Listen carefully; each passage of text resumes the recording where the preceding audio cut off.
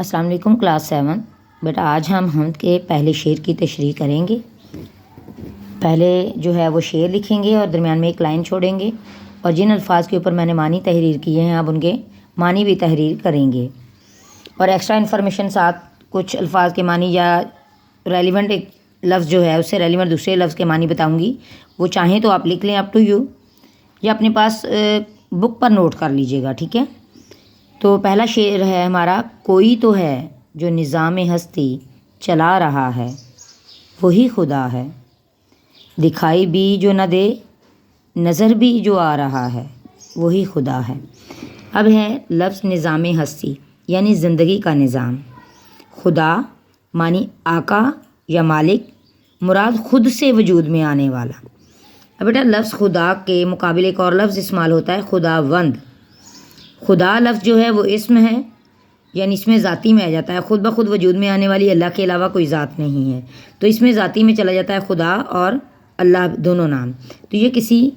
آدمی کا کسی بشر کا نام نہیں ہو سکتا۔ لیکن خداوند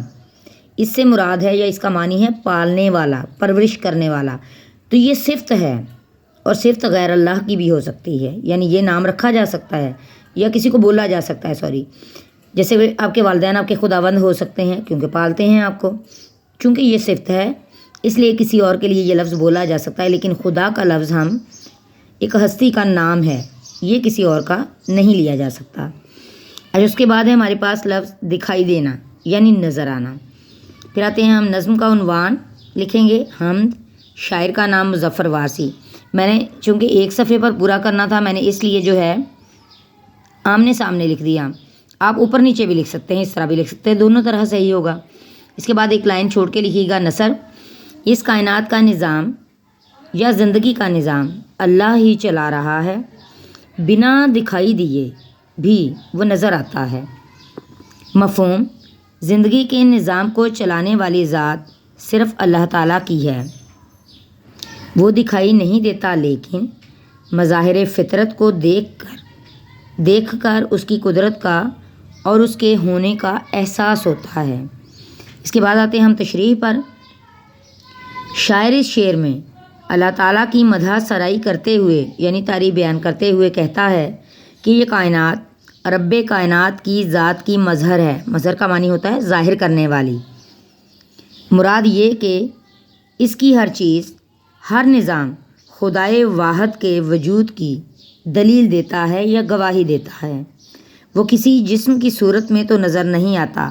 اس سے مراد یہ ہے کہ جس طرح آپ ہم کائنات کی چیزیں، درخت، پیڑ پودے، پھول، پہاڑ دکھائی دیتے ہیں، اس طرح کسی جسم کی صورت میں وہ نظر نہیں آتا، مجسم نہیں ہے، لیکن کائنات میں کار فرما نظام یعنی جتنے نظام کائنات کے اندر چل رہے ہیں اس کی ہستی کا ثبوت ہے، یعنی اس کے ہونے کا ثبوت دیتے ہیں۔ یہ نظام کسی چلانے والے کے بغیر تو خود بخود نہیں چل سکتے۔ سورج و چاند کا مقررہ وقت پر یا وقت مقررہ پر آنا جانا، سورج کا طلوع و غروب ہونا، چاند کا آنا اور چھپ جانا، اسی طریقے سے موسموں کا بدلنا، بہار، خزاں، گرمی، سردی ایک ترتیب سے آ جا رہے ہیں۔ سیاروں اور ستاروں کا فرق، ستاروں کا چمکنا،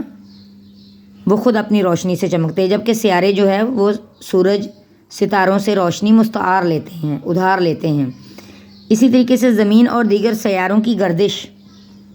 اسی کی شان قدرت کی نشانیاں ہیں، اور ہم انہی نشانیوں سے اسے پہچان سکتے ہیں۔ تو بیٹا یہ ہے آپ کا آج کا کام، صرف ایک شعر کی تشریح، نثر اور مفہوم ہے، جو آپ تحریر کریں گے اور یاد بھی کریں گے۔ اپنا بہت خیال رکھیے گا، اللہ حافظ۔